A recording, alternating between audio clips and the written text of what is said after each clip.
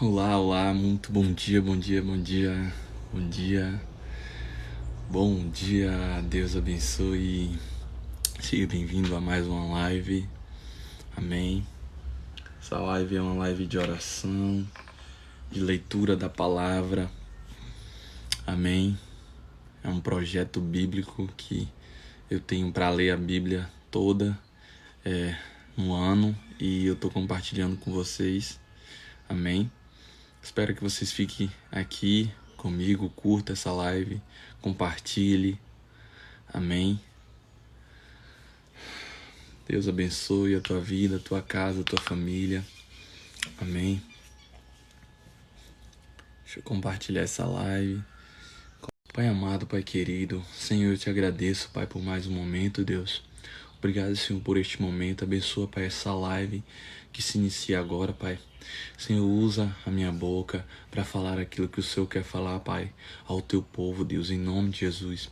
Pai, perdoa as nossas falhas, os nossos pecados, Pai, pois precisamos do teu amor, da tua graça, Senhor. Precisamos do teu perdão, Deus.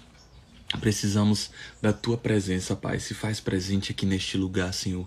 Ilumina, Pai, a vida de cada um que está aqui, Pai, que vai entrar nessa live, Pai, em nome de Jesus, que vai estar curtindo, comentando, Pai. Em nome de Jesus, Pai, abençoa a vida dela, a família dela, Pai. Em nome de Jesus, Pai. Senhor, usa-me conforme o teu querer, Pai, em nome de Jesus. Amém. Amém. Muito importante a curtida que você dá. Bom dia a todos, porque quando você curte, tá dizendo para a plataforma que é importante essa live. E eu creio que vai ser importante para a tua vida aquilo que eu vou falar aqui, aquilo que Deus vai estar ministrando aos nossos corações. Amém? Vamos para Atos capítulo 28, do 16 ao 31. Atos 28, do 16 ao 31, vai dizer assim: E logo que chegamos a Roma, o centurião entregou os presos ao capitão da guarda, mas a Paulo se lhe permitiu morar por conta própria como um soldado que o guardava. E aconteceu que 3 dias depois Paulo convocou os principais dos judeus e juntos eles lhe disse: Homens, irmãos, não havendo eu feito nada contra o povo ou contra os ritos paternos, vim contudo preso desde Jerusalém, entregue nas mãos dos romanos, os quais, havendo-me examinado, queriam soltar-me por não haver em mim crime algum de morte.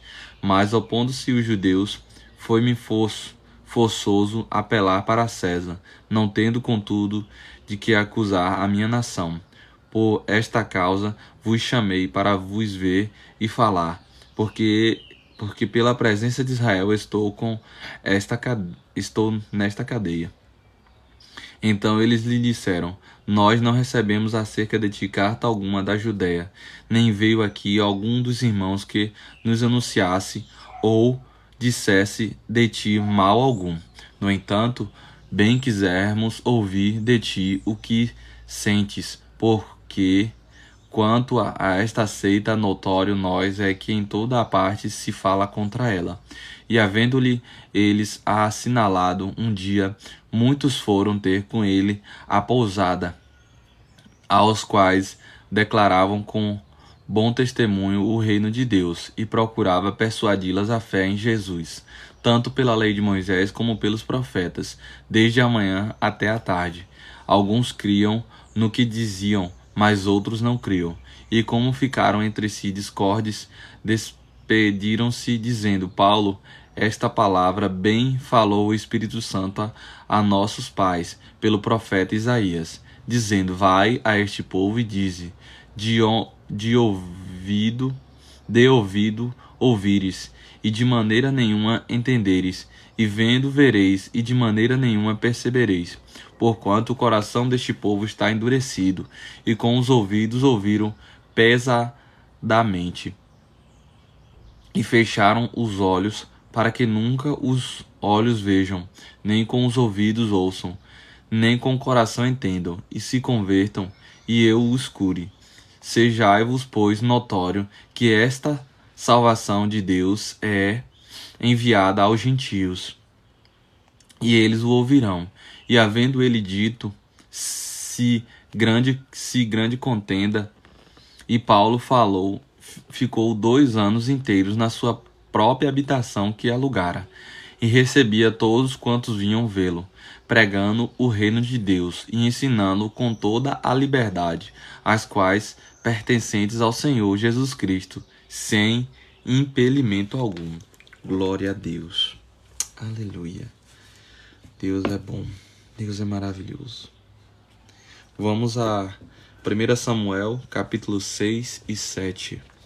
Amém? Vai curtindo aí, meu irmão, essa live para que vá para mais pessoas. Amém? Deus abençoe. 1 Samuel, capítulo 6 e o 7 vai dizer assim, do 6. Havendo, pois, estado a arca do Senhor na terra dos filisteus 7 meses, os filisteus chamaram os sacerdotes e os adivinhadores, dizendo: Que faremos nós com a arca do Senhor? Faze-nos saber como a tornaremos a enviar ao seu lugar. Os quais disseram: Se enviardes a arcas ao Deus de Israel, não envieis vazia, porém sem falta enviares uma oferta para a expiação da culpa. Então sereis curados. E se vós fará saber, porque a sua mão não se retira de vós. Então disseram: Qual é a expiação da culpa que haveremos de enviar? E disseram: Segundo o número dos príncipes dos filisteus, 5 hemorroidas de ouro e 5 ratos de ouro, porquanto a praga é uma mesma sobre todos vós e sobre todos os vossos príncipes. Fazei, pois, uma imagem das vossas hemorroidas e dos vossos ratos, que andam destruindo a terra, e dai glória a Deus de Israel. Porventura, aliviará a sua mão de cima de vós, e de cima do vosso Deus, e de cima da vossa terra? Porque, pois, endurecereis o vosso coração, como os egípcios, e farão endurecerem os seus corações. Porventura, depois de haver tratado tão mal, os não deixaram ir, e eles não se foram? Agora, pois, tomai e fazei-vos um carro novo, e tomai 2 vacas com crias sobre as quais não tenham subido o jugo, e atai as vacas ao carro, e tirai delas os seus bezerros, e levai-los para casa.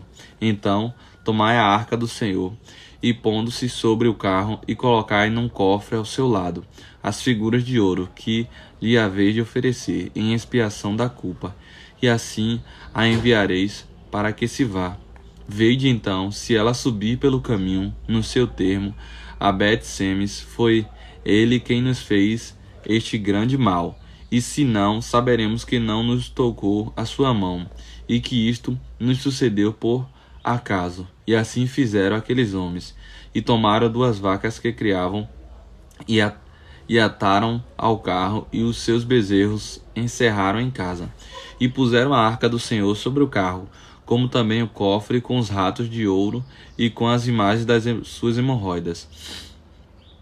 Então as vacas se encaminharam diretamente pelo caminho de Bet-Semes, e seguiam o mesmo caminho, andando e berrando, sem se desviarem, nem para a direita nem para a esquerda. E os príncipes dos filisteus foram atrás delas, até ao termo de Bet-Semes, e andavam os de Bet-Semes fazendo a cega do trigo no vale, e levantando os seus olhos, viram a arca, e vendo, se alegraram. E o carro veio ao campo de Josué, o Bet-Semita, e parou ali onde havia uma grande pedra, e fendaram a madeira do carro, e ofereceram as vacas ao Senhor em holocausto.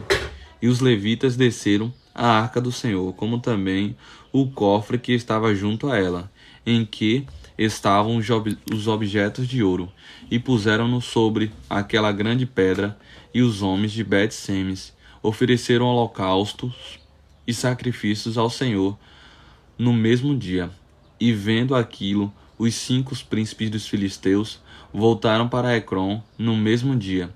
Estas, pois, são as hemorroidas de ouro que enviaram os filisteus ao Senhor em expiação da culpa: por Asdod uma, por Gaza outra, por Ascalon outra, por Gate outra, o Ecrom outra, como também os ratos de ouro, segundo o número de todas as cidades dos filisteus, pertencentes aos 5 príncipes, desde as cidades fortificadas até as aldeias, e até Abel. A grande pedra sobre a qual puseram a arca do Senhor ainda está até o dia de hoje no campo de Josué e Bet-Semita. E o Senhor feriu os homens de Bet-Semes, porquanto olharam para dentro da arca do Senhor. Feriu do povo 50.070 homens, enquanto o povo se entristeceu, porquanto o Senhor fizera tão grande estrago entre o povo. Então disseram os homens de Bet-Semes: quem poderia subsistir perante este santo Senhor Deus? E a quem subirá de nós? Enviaram, pois, mensageiros aos habitantes de Queriate-Jearim, dizendo: os filisteus remeteram a arca do Senhor. Descei, pois, e fazei subir para vós. Capítulo 6 de Samuel.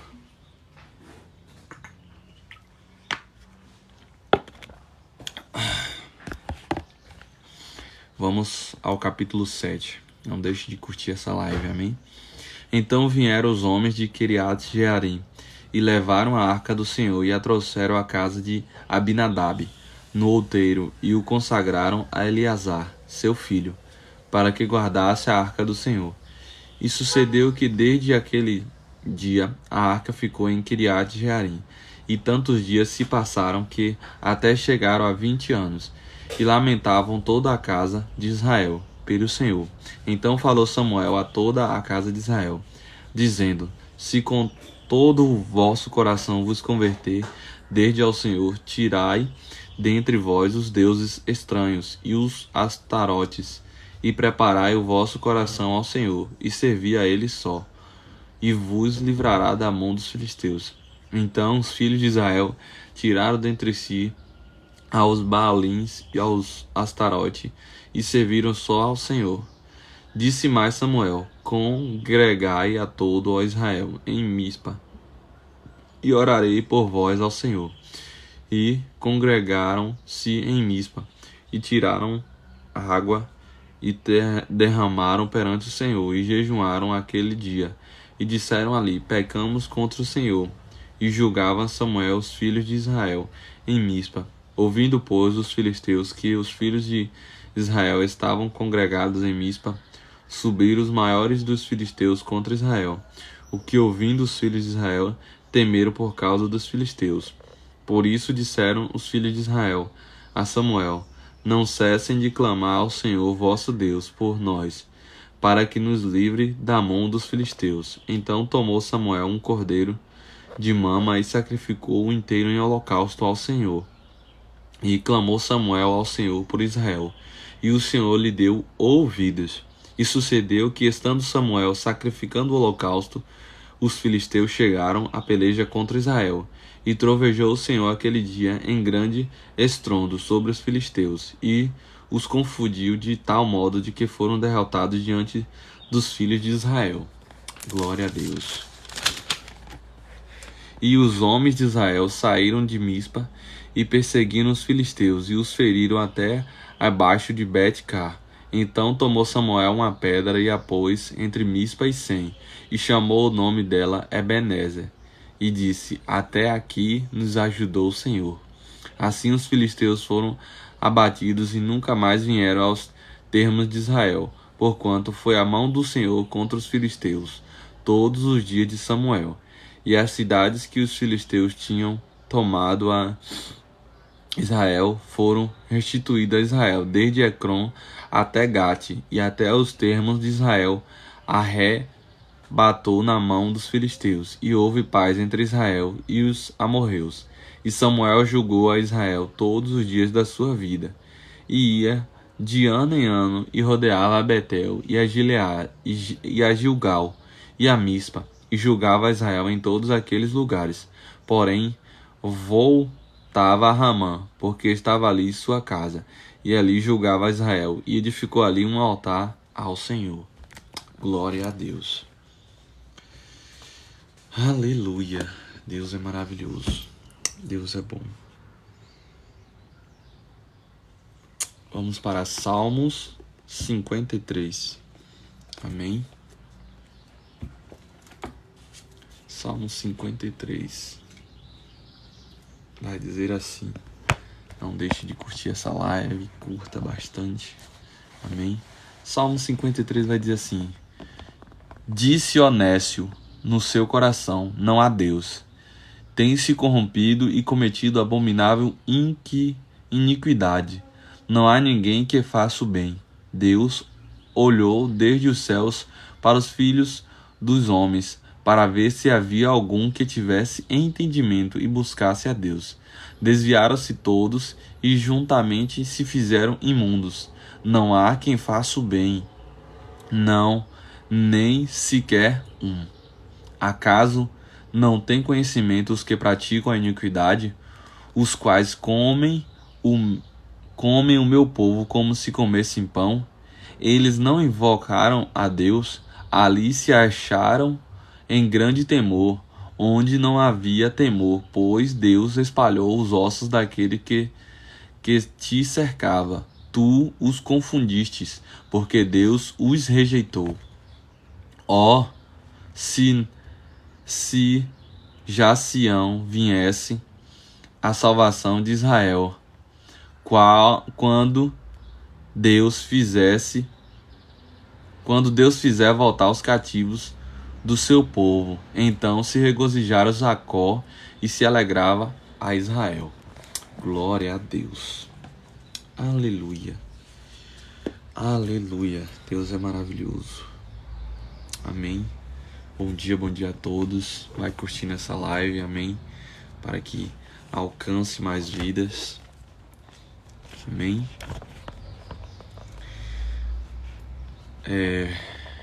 Provérbios 24 vai dizer assim. 24. Deixa eu só conferir. Amém.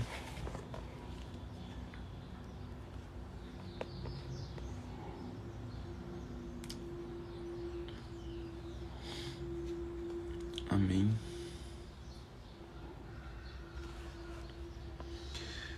Eu se perdi no momento. Amém. Amém. Hoje é 24. Vamos lá. Provérbios 24 vai dizer assim: não tenha inveja dos ímpios, nem deseje a companhia deles, pois destruição é o que planeja no coração, e só falam de violência.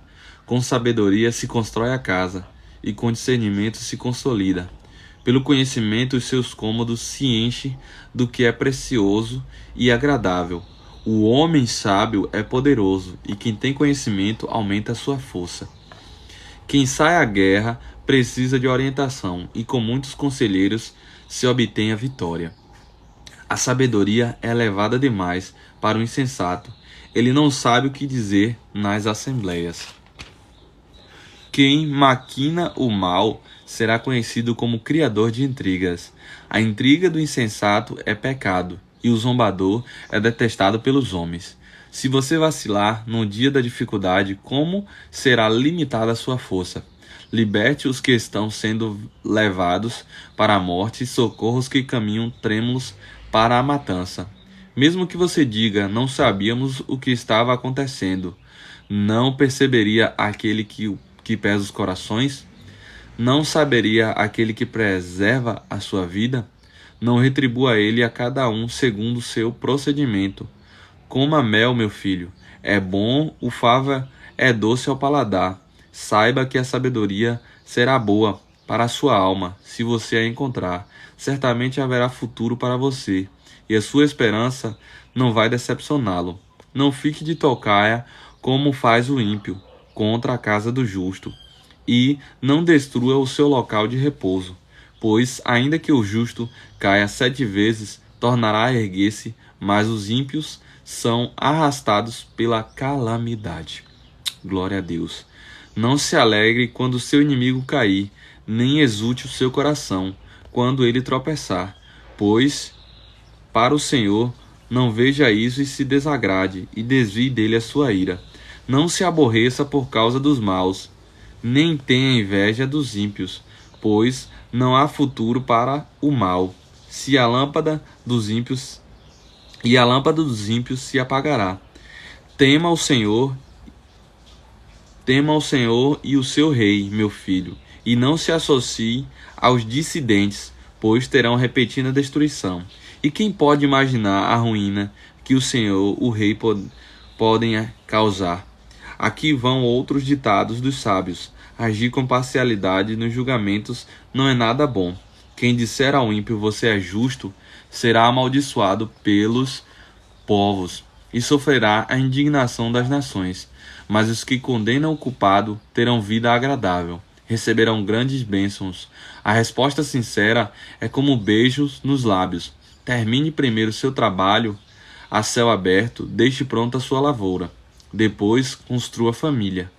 Não testemunhe sem motivo contra o seu próximo, nem use os seus lábios para enganá-lo. Não diga, farei com ele o que fez comigo. Ele pagará pelo que fez. Passei pelo campo do preguiçoso, pela vinha do homem sem juízo.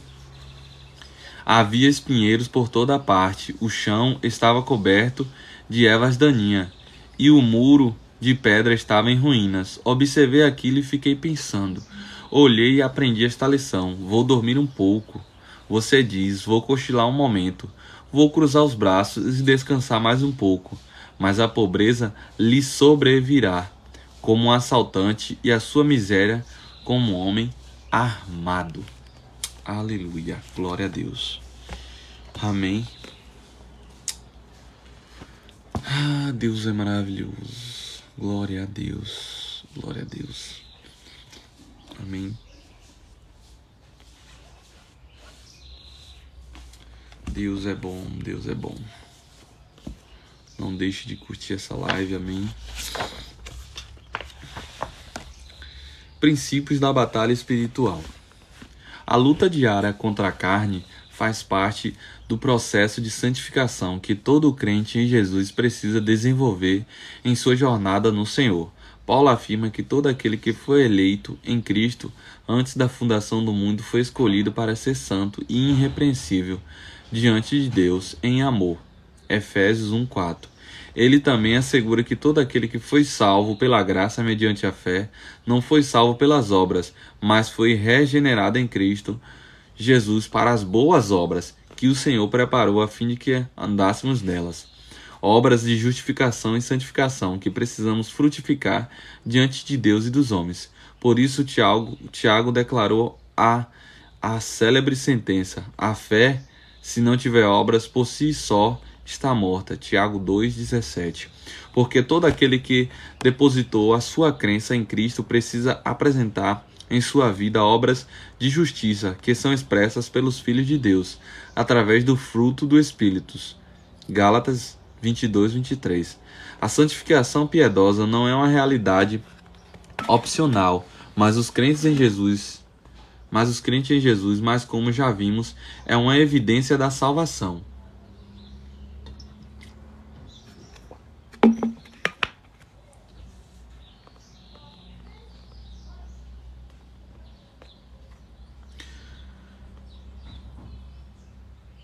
Justiça ou injustiça? Nessa parte aqui, porque todo aquele que depositou a sua crença em Cristo precisa apresentar em sua vida obras de justiça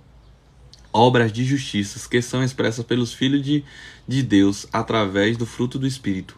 Obras de justiça. Devemos ser justos, sabe? Praticar a justiça de Deus na nossa vida. Então, quando a gente aceita Jesus, a gente começa a praticar as boas obras. E as boas obras é através da justiça. A gente tem que ser justo, sabe? Então, quando a gente aceita a Jesus, tem fé e começa a praticar as boas obras, é uma obra que é através da justiça de Deus. Entende? A santificação piedosa não é uma realidade opcional para os crentes em Cristo, mas, como já vimos, é uma evidência da salvação.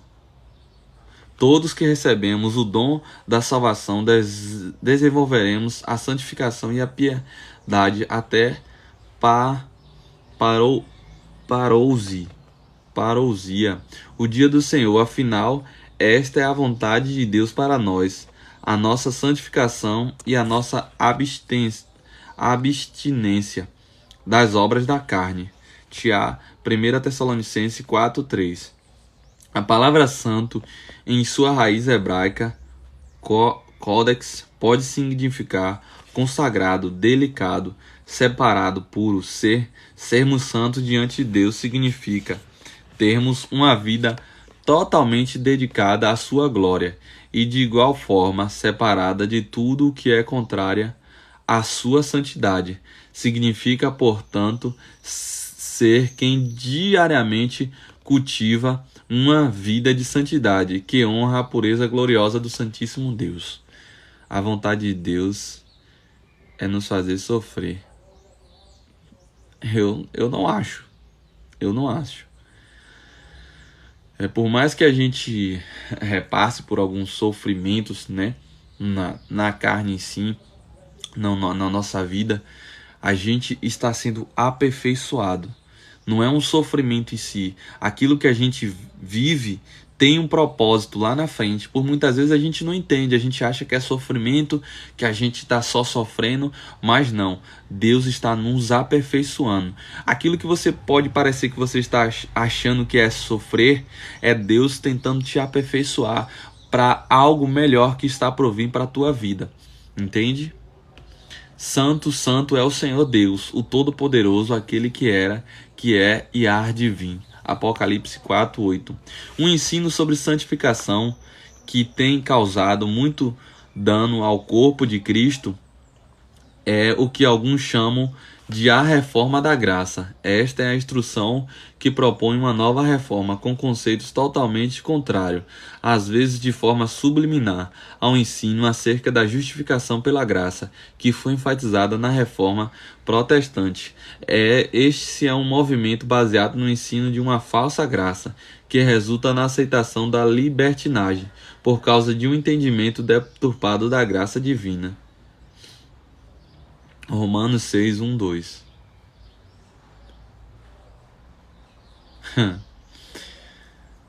Deus, ele é perfeito. Com certeza ele é perfeito. Mas Adão ele pecou. Então ele se tornou um ser humano pecador. Nós éramos para ser como Adão, porém Adão pecou. Se formos, não teria,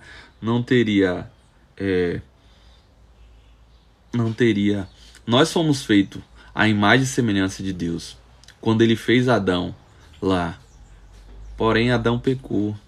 É o pecado, meu irmão, é o pecado que nos faz imperfeitos, e a gente tem que buscar a santificação. Como eu estou lendo aqui, a santificação é todos os dias, buscar ser melhor, ser justo, amém? Praticar as boas obras. A graça de Deus não é a permissão para pecar, mas sim poder para quebrar o jugo do pecado.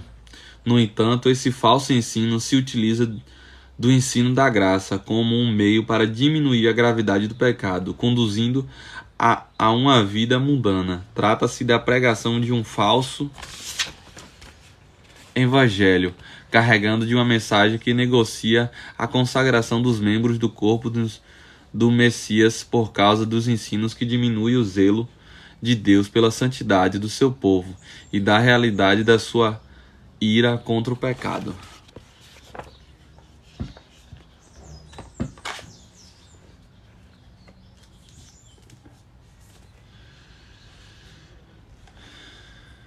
Não entendi essa pergunta.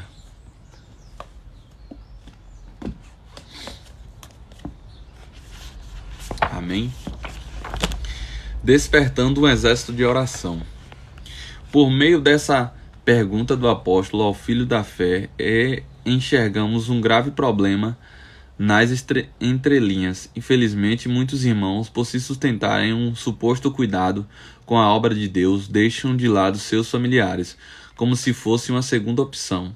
Entretanto, o que Paulo reforça nessa passagem é que é impossível priorizar qualquer tipo de trabalho sem que a família esteja em primeiro lugar. Afinal, a qualidade do serviço que prestamos ao Senhor é um reflexo daquilo que fazemos aos nossos entes queridos. Observando esse exemplo também conseguimos fazer alguns paralelos com nossa realidade atual, expandindo nosso diagnóstico sobre essa falha comportamental. Quantos jovens e adolescentes, no auge de sua puberdade, indignados com todos os problemas do mundo, não querem ser parte de uma revolução. Clamam por reformas, fazendo todo o barulho necessário. Em uma bela manhã, escutam de seus pais: fulano já arrumou sua cama, então parece que todo aquele vigor vai embora e a realidade mais uma vez vem à tona. Em outras palavras, quantos de nós não queremos ver a sociedade ser transformada pelo reino, enquanto nossas casas estão abandonadas e nossos relacionamentos mais íntimos se encontram destruídos? Então a gente tem que começar por nós mesmos, pela nossa família. A gente deve querer mudar o mundo, mas primeiro começa mudando a si mesmo. O que a gente tem que mudar? O que a gente precisa melhorar? Amém? É importante clamar pelas nações, pelo pleno avivamento, pela convenção de almas, sem sombra de dúvidas. Mas se nossas orações não levam em conta os nossos bens mais preciosos concedidos por Deus, um de nós, todos os outros pedidos acabam perdendo a relevância, por mais complicadas que sejam as questões que afetam nossas casas ou o relacionamento com nossos pais ou parentes, elas não podem ser ignoradas. A terra clama por exemplos a serem seguidos, e nós cristãos temos nas mãos todas as ferramentas para estarmos nessa posição de referência. No entanto, sem uma família saudável, nós sustentando, dando todo o suporte necessário, dificilmente chegaremos a lugar algum. Como família, existe uma missão específica para cada membro, independentemente da idade. Se você é uma criança iniciando a adolescência, sua tarefa é ser luz em seu lar, com obediência, humildade e atenção para os aprendizados do cotidiano. Caso seja jovem, entrando na fase adulta, é o momento de posicionar e enfrentar os amadurecimentos, auxiliando quem está próximo de você da melhor maneira possível. Pais e mães ou mesmo avós e tios que estão à frente de sua casa devem ensinar pelo exemplo, liderando sua família de acordo com a vontade de Deus. Mesmo que você não esteja em uma posição como essa, é possível contribuir com experiências e compreender sua função exatamente onde você se encontra. Eu garanto que todos nós temos uma parcela para somar, seja qual for a fase da vida em que estamos. Se você tem essa oportunidade, não perca tempo, nem que seja algo muito rápido. Tenha a ousadia de convidar alguém de sua casa para dar as mãos e declarar um novo começo em seu lar.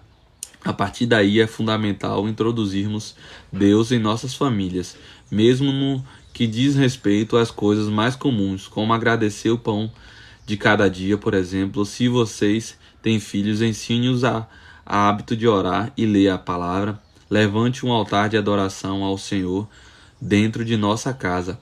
Quando uma família se une em oração, algo poderoso acontece no mundo espiritual. Afinal, nosso inimigo não enxerga mais uma pessoa sozinha, lutando com suas próprias forças, mas um pelotão que caminha, batalha e vence junto, pois está firmando no propósito divino da união. Glória a Deus. Aleluia. Tem uma frase aqui: como família, existe uma missão específica para cada membro, independente da idade. Então você, como família, você tem a sua própria missão. Você tem a sua própria missão. Tem a missão da família em si e tem a sua própria missão. Amém? Glória a Deus. Deus é maravilhoso. Santo Espírito, és bem-vindo aqui. Vem inundar, encher esse lugar. É o desejo.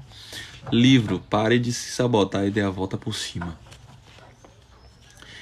Entre elas podem estar incluídos quaisquer comportamentos, atributos ou problemas mais psicológicos que o impeçam de atingir o máximo desempenho. Inevitavelmente, existem algumas limitações que não podem ser mudadas, como as físicas, por exemplo. Não importa quanto você queira jogar basquete, não é possível crescer mais.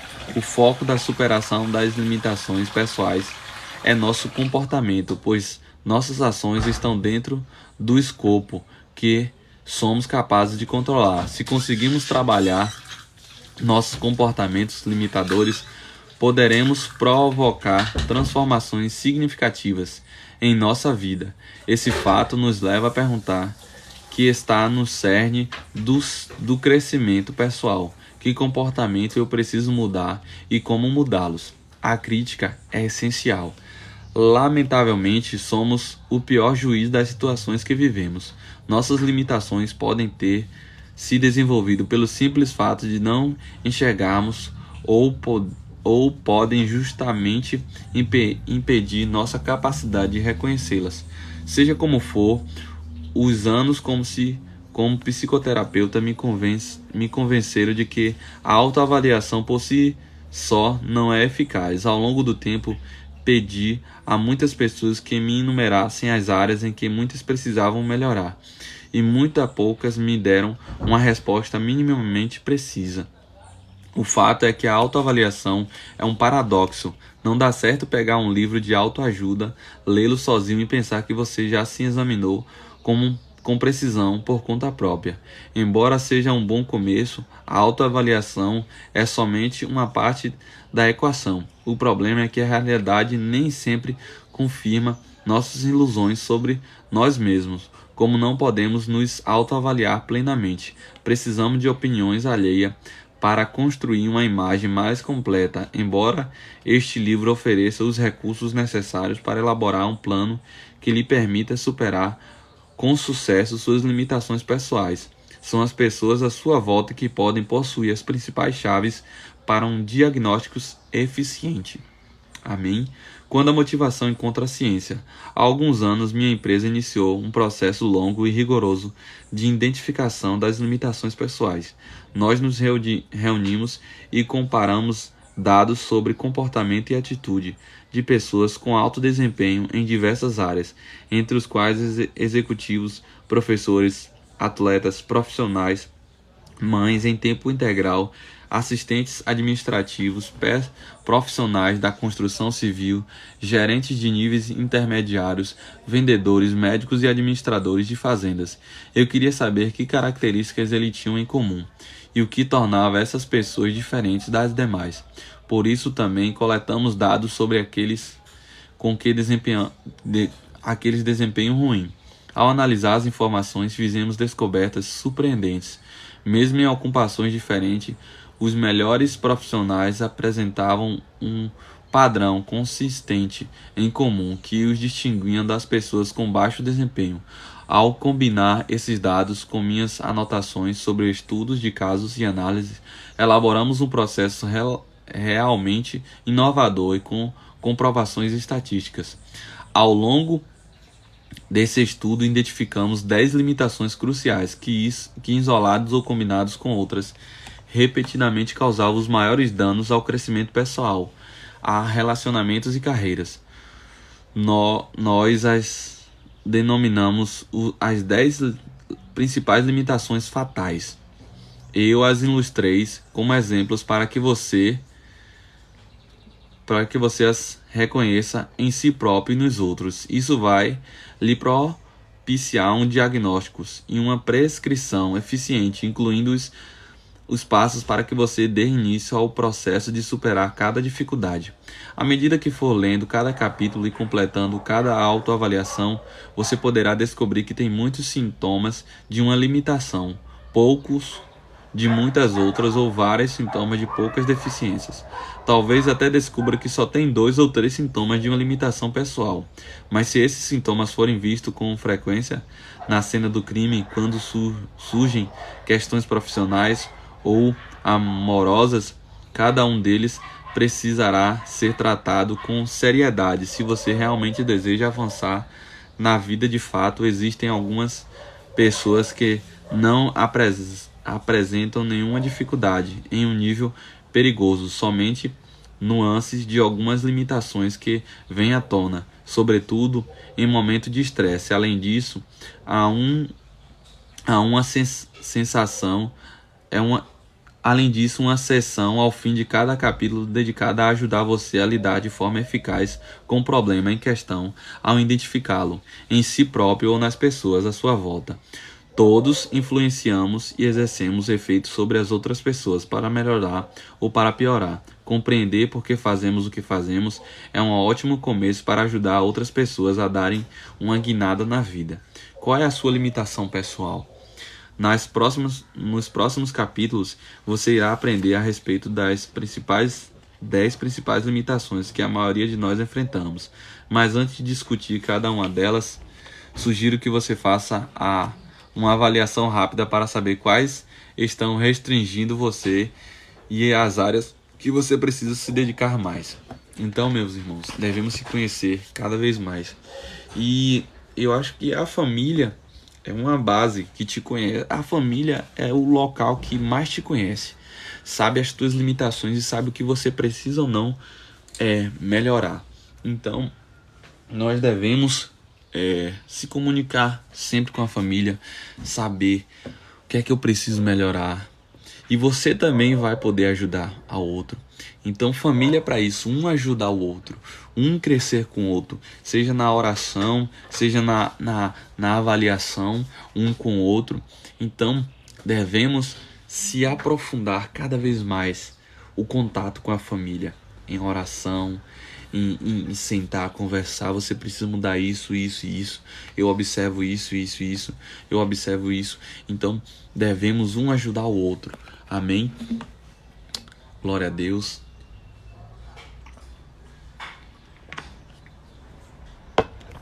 Obrigado a todos que acompanharam essa live.